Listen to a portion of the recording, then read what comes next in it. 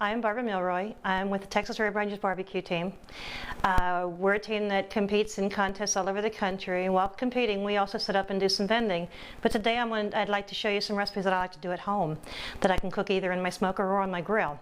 And you can have a lot of fun with them. Today we're going to make crab cakes, just plain and simple crab cakes that a lot of people don't realize you can do outside, and I think you'll enjoy them. Right now I'm chopping up 2 spring onions, just 2, this should be plenty, about the equivalent of about tablespoon or 2.5 teaspoons.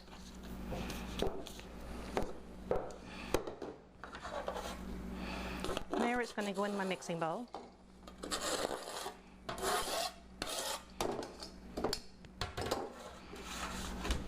Okay, some good lump crab meat.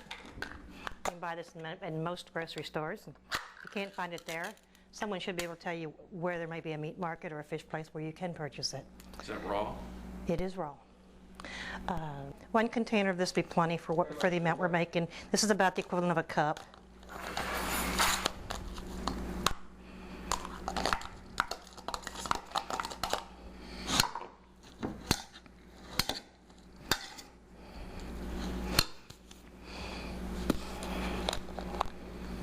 A little bit of mayonnaise, about a good tablespoon, maybe 2, depending on how soft you want it to be. I don't like mine real mushy.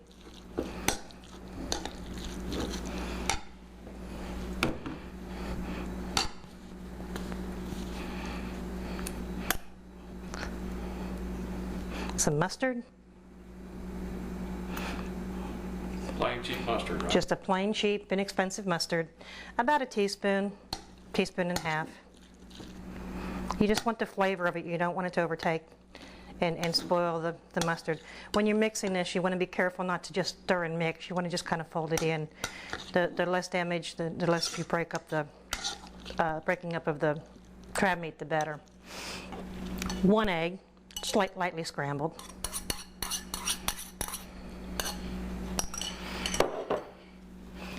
Touch of lemon juice, just a little bit, just a few sprinkles. You don't want much.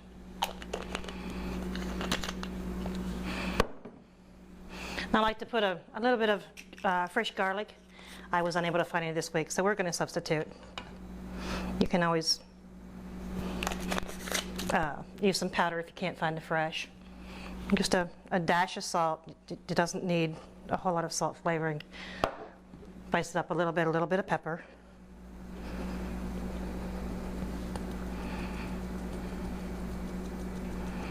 I like pepper.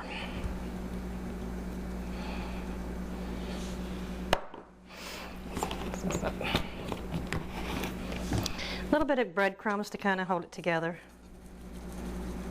to give it a little firmity. Always have to season it with something good. I like my Texas Rib Ranger spicy. You can get it in many stores, not grocery stores, but Texas specialty stores. And if you can't find it there, you can find it online. And what's the web address? The web address is ribsandrubs.com. If you can't find it there, you can go to texasribrangers.com, and that'll also take you to the same website. And just a gentle mixing. Going for a little extra spice sometimes. You don't always have to use this, but it does add a little bit of flavor. Just a little bit of some any brand Worcestershire sauce.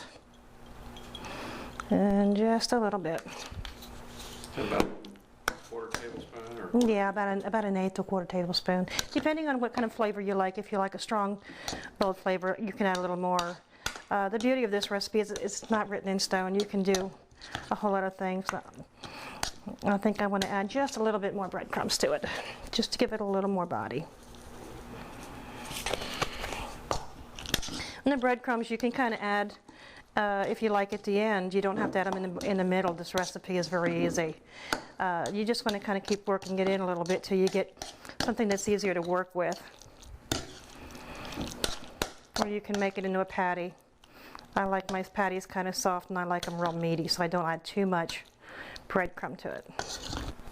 Now that we have them mixed up, let me show you how to put them together and put them on the grill. We're simply going to take the crab cakes,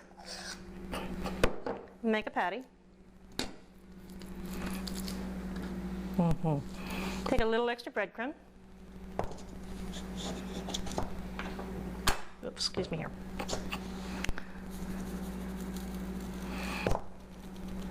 Pat them on the ends. Okay. Once you put some of the breadcrumbs on it, it's going to give it an outside coating. I like to flavor it with a little bit of my rub. This also gives it a little bit of color. And there's the top, or the bottom, there's the top, and that's done. One more time. Turn it into a patty. Make it nice and delectable. Add a little bit of breadcrumbs to it. Pat that in. Set that over. We bought commercial breadcrumbs today, but you can take this at home and you can use your favorite type of breadcrumbs, or you could even make your own. I really like to sometimes make my own. And it's just simply drying the bread out and turning it into crumbs and then coating it, especially for the outside. Actually, I like doing by hand. Simply by using dried breadcrumbs and just really just kind of crumble them in your hand. That way you get such a different texture and it's more flaky and soft. Yet it really looks kind of bulky and old-fashioned. So when you put it on here, it looks a lot different than it will if you use the regular breadcrumbs. Simply lay the foil in here. You can lay it on one side, you can lay it on the other, you can lay it in the middle. Just a preference. Just simply take and scoop these off and set these right here. This way they get all the smoke and all, but they won't go through the grate. Now we're going to close this and let this get nice and warm, and it'll go back up to about 225 degrees. This can get as high as 300 degrees and cook it really well, but we want it soft and moist. We don't want it really crusty. We're going to let these in here for about 15-20 minutes and check them. Ready. All right, it's just about time. They should be just about finished. Let's check and see. Yes, I believe they are. Nice and tender, nice and firm. They're cooked right through. Remember when I put them on earlier, I said we were going to come back and check them in 15 minutes. I came back about 15 minutes later and they were done, so I just gently flipped them over one time. Just like that, because you don't want to break them up, and if you handle these, they're very delicate. So flip them over just one time and close the lid and let them finish cooking. Once they're finished, all you've got to do is come in and gently pull them off and plate them up. What do you think? Good enough to eat?